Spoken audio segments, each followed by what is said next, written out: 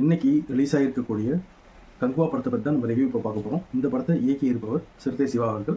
இந்த படத்தில் நடிச்சிருக்கவங்க அப்படின்னு பார்த்தீங்கன்னா சூர்யா, கேமியோ ரோலில் அவங்களோட தம்பி கார்த்திக், ப்ளஸ் பாபி தியோ, ப்ளஸ் திஷா பட்டானி. காமெடி அப்படின்ற பேரில் வந்து பார்த்தீங்க அப்படின்னா யோகி பாபு, ரெடின் கிங்ஸ்லி இவங்களாம் நடிச்சிருக்காங்க. ஸோ இந்த படத்தில் பார்த்தா திரை விமர்சனம் தான் நம்ம பார்க்க போகிறோம்.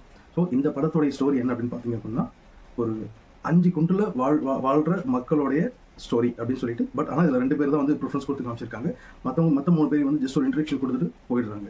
பட் இந்த கதையை வந்து பார்த்தீங்க அப்படின்னா அப்படியே எடுக்காமல் இப்போ நடக்கிற காலகட்டத்துக்கு ஏற்ற மாதிரி இப்போ நடக்கிற காலகட்டத்தையும் அதில் இன்க்ளூட் பண்ணி சொல்லியிருக்காங்க. பட் அது அந்த அளவுக்கு கனெக்ட் ஆச்சா இல்லையா அப்படின்னு பார்த்தீங்க அப்படின்னா கண்டிப்பாக கிடையாது. ஸோ இந்த படத்தை பொறுத்த வரைக்கும் ப்ளஸ் அண்ட் மைனஸ் என்ன அப்படின்றத பார்ப்போம். ஃபர்ஸ்ட் ப்ளஸ் நம்ம பார்ப்போம். ப்ளஸ் அப்படின்னு பார்த்தீங்க அப்படின்னா இந்த படத்தோடைய ஆக்டர் சூர்யா அவர்கள். இந்த சூர்யா வந்து பார்த்தீங்க அப்படின்னா இந்த படத்தில் ரொம்ப எஃபர்ட் எடுத்து நடிச்சிருக்காரு. சூப்பராக நடிச்சிருக்காரு, சும்மா சொல்லக்கூடாது. அவர் எனக்கு தெரிஞ்சு வந்து இது வரைக்கும் இந்த 41 படத்தில் போட்ட எஃபர்ட்டை விட ஒட்டுமொத்தமாக சேர்த்து எல்லா படத்துலையும் சேர்த்து இந்த படத்தில் எஃபர்ட் போட்டிருந்தாலும் எப்படி இருந்திருக்கும். ஸோ அந்த மாதிரி ஈவன் பாடி லாங்குவேஜாக இருக்கட்டும், டைலாக் டெலிவரியாக இருக்கட்டும், இது எல்லாமே வந்து பார்த்தீங்க அப்படின்னா சூப்பராக பண்ணியிருக்காங்க. அடுத்தது வந்து பார்த்தீங்க அப்படின்னா சிஜி ஒர்க் சும்மா சொல்லக்கூடாது, சூப்பராக பண்ணியிருக்காங்க. எக்ஸலன்ட். எனக்கு தெரிஞ்சு வந்து ஒரு சில தமிழ் படங்களில் இந்த படத்தோடைய சிஜி ஒர்க்கும் ரொம்ப பெஸ்ட்டாக இருக்குது. ரொம்ப சூப்பராகவே பண்ணியிருக்காங்க. அதுவும் 3D எஃபெக்ட்ல வந்து பார்த்தீங்க அப்படின்னா சும்மா சொல்லக்கூடாது, அப்படியே அந்த அங்கேயே போகிற மாதிரி ஒரு ஃபீல் வந்து வந்துருந்துச்சு சிஜி ஒர்க்கில். ப்ளஸ் கேமராமேன் ஒர்க் வந்து பார்த்தீங்க அப்படின்னா சும்மா சொல்லக்கூடாது, அதுவும் காட்டில் வந்து பார்த்தீங்க அப்படின்னா எடுத்திருக்காங்க. பட் காட்டில் எடுக்கிறது ப்ளஸ் அந்த லைட்ஸ் ப்ளஸ் இவங்க கொடுத்த கிளாரிட்டி இது எல்லாமே வந்து பார்த்தீங்க அப்படின்னா சூப்பராகவே பண்ணியிருந்தாரு. அவருக்கும் வந்து பார்த்தீங்க அப்படின்னா ஒரு பாராட்டுகள். ப்ளஸ் எடிட்டர் சும்மா சொல்லக்கூடாது, எடிட்டரும் வந்து பார்த்தீங்க அப்படின்னா இவங்க என்ன ஃபுட்டேஜ் எடுத்து கொடுத்தாங்களோ ஒரு ஆளை என்ன பண்ண முடியுமோ அதை வந்து பார்த்தீங்கன்னா பெஸ்ட்னு சொல்ல முடியாது. ஆஸ் எடிட்டராக அவர் வந்து எக்ஸலண்ட்டாக பண்ணியிருக்காரு. ஸோ அடுத்தது வந்து பார்த்தீங்க அப்படின்னா மியூசிக் டேரக்டர் வந்து பார்த்தீங்க அப்படின்னா நல்லா பண்ணியிருந்தாரு. ஒரு சில இடத்துல நல்லா இருந்துச்சு, பட் மேக்ஸிமம் ஆஃப் இடத்துல வந்து பார்த்தீங்க அப்படின்னா தேவையில்லாமல் வந்து சவுண்ட் வந்து இன்க்ரீஸ் பண்ணியிருக்காங்க. ஆக்சுவலாக அடுத்தது இந்த படத்தோட ப்ளஸ் பாயிண்ட் அப்படின்னு பார்த்தீங்க அப்படின்னா மேக்கப் ஆர்டிஸ்ட் சொல்லி இந்த ட்ரெஸ்ஸிங் ப்ளஸ் கார்த்தியோட மேக்கப், சூர்யாவோட மேக்கப் இருக்கட்டும், அவங்களோட ட்ரெஸ்ஸிங்ஸாக இருக்கட்டும், இது எல்லாமே வந்து பார்த்தீங்க அப்படின்னா சூப்பராகவே பண்ணியிருந்தாங்க. அது நல்லாவே இருந்துச்சு. பட் அப்போ அந்த டைமில் எப்படி இருந்திருப்பாங்களோ அது எல்லாமே வந்து கனெக்டாக இருந்துச்சு. நான் சொல்கிறது எல்லாமே வந்து பார்த்தீங்க அப்படின்னா ஒரு 900 வருஷத்துக்கு முன்னாடி நடந்துச்சு பார்த்தீங்களா. ஸோ அதுதான் வந்து நான் சொல்கிறேன். ஸோ இது எல்லாமே வந்து பார்த்தீங்க அப்படின்னா படத்தோடைய ப்ளஸ் பாயிண்ட். ஸோ படத்தோடைய மைனஸ் பாயிண்ட்ஸ் வந்து நம்ம பார்ப்போம். மைனஸ் பாயிண்ட்ஸ் வந்து பார்த்தீங்க அப்படின்னா சொல்லிட்டே போகலாம். என்ன பொறுத்த வரைக்கும் ஒரு பிக்கஸ்ட் மைனஸ் பாயிண்ட் வந்து பார்த்தீங்க அப்படின்னா இந்த படத்தோட டேரக்டர் சிறுத்தை சிவா அவர்கள் தான். அந்த படத்தோட ஸ்டோரி லைன் வந்து பார்த்தீங்க அப்படின்னா நான் சொன்ன மாதிரி அந்த 950 வருஷத்துக்கு முன்னாடி நடந்துச்சு இல்லைங்களா, அந்த ஸ்டோரியை வந்து பார்த்தீங்க அப்படின்னா பண்ணியிருந்தாங்கன்னா சூப்பராக இருந்திருக்கும். பட் ஆனால் இவங்க அப்படி பண்ணாமல் தேவையில்லாமல் வந்து ப்ரீக்வல் சீக்வல் அப்படின்னு சொல்லி கொண்டு வந்ததுனால ஒட்டுமொத்தமாக வந்து படத்தை வந்து சொதப்பி வச்சிருக்காங்க. ப்ளஸ் இன்னொரு மிகப்பெரிய மைனஸ் வந்து பார்த்தீங்க அப்படின்னா படத்தோட ஃபர்ஸ்ட் 30 மினிட்ஸ் எதுக்கு அந்த 30 மினிட்ஸ் அப்படின்றது தெரியல.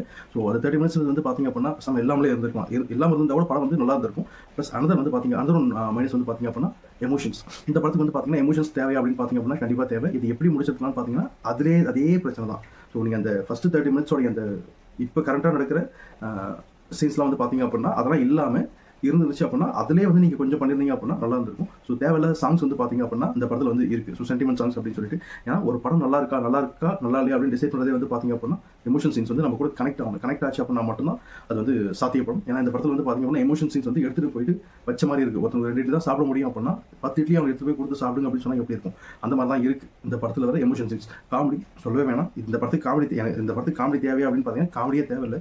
ஏன்னா அவ்வளோ சீரியஸாக கொண்டு போகிறதுக்கான டைமும் இந்த படத்தில் ஸ்டோரியும் இருக்குது.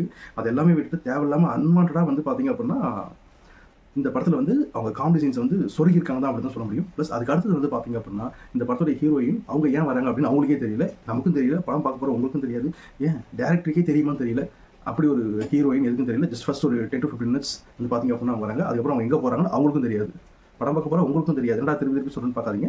அவ்வளோ ஏன்னா ஒரு படம் வந்து பார்த்தீங்க அப்படின்னா அது ஸ்டோரியே நல்லா இல்லை அப்படின்னா பரவாயில்ல, ஸ்டோரி வைஸ் தான் சொல்ல பார்த்தீங்களா, ஸ்டோரி ஸ்க்ரீன் பிளே இது எல்லாமே வந்து நல்லா இருக்குன்னு சொல்ல முடியல, நல்லா இல்லைன்னு சொல்ல முடியல. அப்படி போட்டு ஒரு நல்லா இருக்க ஸ்டோரியை வந்து பார்த்தீங்க அப்படின்னா மொத்தமாக வந்து குழப்பி வச்சிருக்காரு. இது என்ன சொல்கிறதுனே தெரியல. உண்மையாக சொல்கிறேன், அந்த படத்தை வந்து அவங்க அப்போ நடந்த மாதிரி எடுத்திருந்தாங்க அப்படின்னா இந்த படத்தோடைய ஹிட் வந்து பார்த்தீங்க அப்படின்னா எனக்கு தெரிஞ்ச ஒரு 2000 crores சொன்னார் இல்லைங்களா, கண்டிப்பாக அட்லீஸ்ட் ஒரு 1000 crores வந்து இந்த படத்தை வந்து அடிச்சிருக்க வாய்ப்புகள் இருக்குது. அடுத்தது வந்து பார்த்தீங்க அப்படின்னா இந்த படத்தில் மியூசிக் வந்து பார்த்தீங்க அப்படின்னா அன்வான்டா தேவையில்லாத சத்தம், திரும்ப வந்து அந்த சத்தம் தான் வந்து வந்துகிட்டே இருக்குது. அதை தவிர வேறு எதுவுமே கிடையாது. அதே மாதிரி வந்து பார்த்தீங்க அப்படின்னா இந்த படத்தில் நடிச்சிக்கக்கூடிய வில்லன் பாபி தியோல் அவர் வந்து பார்த்தீங்கன்னா செம பெரிய ஆக்டர். நீங்களே பார்த்துருப்பீங்க. இவன் அனிமல் படம் நிறைய படம் பார்த்துருப்பீங்க. அனிமல் படத்தினோட பெர்ஃபார்மன்ஸ் எப்படி இருக்கும் அப்படின்னு சொல்லிட்டு. ஸோ இது வந்து எதனால் அவருக்கு வந்து அதிகமாக சீன்ஸ் வரல அப்படின்னு பார்த்தீங்க அப்படின்னா சேம் அந்த 30 மினிட்ஸ் இருக்குது பார்த்தீங்களா, அந்த 30 மினிட்ஸ் நடுவில் விட்டு காமிப்பாங்க. ஐ மீன் இப்போ நடக்கிற காலகட்டத்தை காமிப்பாங்க. அதுதான் வந்து பார்த்தீங்க அப்படின்னா ஒரே காரணம். அந்த ஒரு விஷயம் இல்லை அப்படின்னா இல்லாமல் இருந்து படத்தை ஃபுல்லாக இருந்தாங்க அப்படின்னா சூப்பராக இருந்திருக்கும். பட் அதை தவிர மற்ற எல்லாமே வந்து படத்தில் நல்லா தான் இருக்குது. இதுக்கு முழுக்க காரணம் வந்து பார்த்தீங்க அப்படின்னா டைரக்டர் சிவா அவர்கள் தான். சிவா அவர்களுக்கு வந்து பார்த்தீங்க அப்படின்னா இந்த மாதிரி வந்து படம் எடுக்க முடியல அப்படின்னா தாராளமாக வந்து அவர் ஆஸ் யூஷுவல் வீரம் சிறுத்தை இல்லை விஸ்வாசம் அப்படின்ற ஒரு ரேஞ்சில் வந்து ஒரு படம் எடுக்கலாம், பிரச்சனை கிடையாது. ஸோ தேவையில்லாம வந்து பார்த்தீங்கன்னா ஒரு 300 கோடி பணம் ப்ளஸ் ஒரு நல்ல ஆக்டருடைய 2 வருஷம் டைமு ப்ளஸ் படத்தில் ஒர்க் பண்ணவங்களுடைய டைம் சம்பளம் வாங்கி தான் ஒர்க் பண்ணியிருப்பாங்க. பட் இருந்தாலும் எண்ட் ஆஃப் த டே இது ப்ரொடியூசருக்கு லாபம் வருமானு கேட்டால் கண்டிப்பாக தெரியல. இந்த லட்சத்தில் ஒரு பார்ட் 2 வேறு எடுக்க போகிறேன்னு சொல்கிறாரு. எடுக்க போகிறேன்னு சொல்லிட்டு கொடுத்துட்டு போய் படத்தோட வெற்றி வச்சு தான் அவங்களுக்கு அடுத்தடுத்த ஆப்பர்ச்சுனிட்டி கிடைக்குமா கிடைக்காதா அப்படின்றது டிசைட் ஆகாது. இந்த படத்தோட வெற்றி வச்சு தான். சரிங்களா? இந்த படத்தோடைய அடுத்த நெகட்டிவ் வந்து பார்த்தீங்க அப்படின்னா அன்வான்டாக வந்து பார்த்தீங்க அப்படின்னா யாருக்குமே ஈவன் கருணாஸாக இருக்கட்டும், போஸ் வெங்கட்டா இருக்கட்டும், நட்டி நடராஜா இருக்கட்டும், இவங்க எல்லாருமே வந்து பார்த்தீங்க அப்படின்னா நல்லா பெர்ஃபார்ம் பண்ணக்கூடிய ஆர்டிஸ்ட் தான். பட் இவங்களும் வந்து டிஃப்ரெண்ட்டாக ட்ரை பண்ணியிருக்காங்க. ஈவன் அவங்களோட ஃபேஸ் கூட வந்து பார்த்தீங்க அப்படின்னா அந்தளவுக்கு தெரியல, அந்தளவுக்கு மேக்கப் பண்ணி நல்லா பண்ணியிருக்காங்க, நான் இல்லைன்னு சொல்லு. பட் ஆனால் இவங்க நடித்த அந்த கதாபாத்திரங்கள் கூட வந்து பார்த்தீங்க அப்படின்னா நம்மளுடைய மனசில் நிற்கல. இதுக்கு ஒரே காரணம் என்னன்னு பார்த்தீங்க அப்படின்னா ஆஸ் யூஷுவல் திரும்பவும் சொல்கிறேன், சிவா அவர்கள் மட்டும்தான். சிவா அவர்களால் மட்டும்தான் வந்து பார்த்தீங்க அப்படின்னா இந்த படத்தோடைய ஒட்டுமொத்த ஃப்ளாப்னு சொல்ல முடியாது. ஓகே, ஒரு தடவை பார்க்கலாம், ரியலி சாரி, ஒரு தடவை கண்டிப்பாக பார்க்கலாம், பிரச்சனை கிடையாது. சூர்யாஸோட ஆக்டிங்காக, மற்றவங்களுடைய பர்ஃபார்மன்ஸ்க்காக, அந்த பர்டிகுலர் அந்த 950 இயர்ஸ்க்கு அந்த சீக்வன்ஸ் வந்து பார்த்தீங்களா, அதெல்லாமே வந்து தாராளமாக பார்க்கலாம். இதுதான் அந்த ப்ரீக்வல் சீக்வல் அப்படின்னு இல்லாமல் இருந்துச்சு அப்படின்னா கண்டிப்பாக சொல்கிறேன், படம் வந்து அவங்களோட போட்ட எஃபோர்ட், ஐ மீன் டெக்னிக்கல் டீமாக இருக்கணும், ஆக்டர் சிம்பிளாக சொல்ல போனால் எக்ஸப்ட் சிவாவை தவிர இந்த படத்துக்கு வந்து மற்ற எல்லாருமே வந்து ரொம்ப ரொம்ப மிகப்பெரிய எஃபர்ட் போட்டிருக்காங்க. அவரும் அட்லீஸ்ட் ஒரு 30% ஒர்க் பண்ணியிருந்தாங்க அப்படின்னா கூட இந்த படம் வந்து கண்டிப்பாக மிகப்பெரிய ஹிட் ஆகிருக்கும். தயவுசெய்து இந்த மாதிரி படம்லாம் எடுக்காதீங்க. ஈவன் ஒரு அசிஸ்டன்ட் டைரக்டர் கூட வந்து பார்த்தீங்க அப்படின்னா இந்த அளவுக்கு ஒரு கேவலமான படத்தை வந்து எடுக்கிறதுக்கு வாய்ப்பு கிடையாது. ஐ மீன் கேவலமான படம் சொல்ல முடியாது.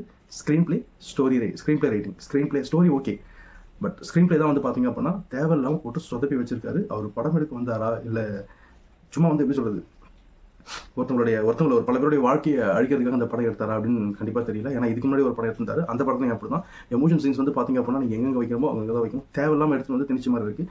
மக்கள் கூட கனெக்டே ஆகலை, சுத்தமாக கனெக்ட் ஆகலை. உங்களுடைய வீரம் படம் வந்து பார்த்தீங்க அப்படின்னா எப்படி கனெக்ட் ஆச்சு, உங்களுடைய விஸ்வாசம் படம் வந்து எப்படி கனெக்ட் ஆச்சு, அதே மாதிரி வேகம் படத்தில் ஒரு எமோஷன்ஸ் வச்சிங்க, அது கனெக்ட் ஆச்சா? கண்டிப்பாக ஆகலை. அண்ணாத்த படத்துலையும் அதே தான், எமோஷன் சீன்ஸ் வச்சிங்க, கனெக்ட் சரியாக ஆகலை. இந்த படத்துக்கு எமோஷன் சீன்ஸ் வச்சிருக்கீங்க, கனெக்ட் சுத்தமாக ஆகவே ஆகாது. ஸோ எந்தெந்த படத்துக்கு எமோஷன்ஸ் வைக்கணுமோ அந்தந்த படத்துக்கு எமோஷன்ஸ் வைக்கலாம். எந்தெந்த படத்துக்கு எமோஷன்ஸ் தேவையில்லையோ அந்தந்த படத்துக்கு எமோஷன்ஸ் தேவையில்லை.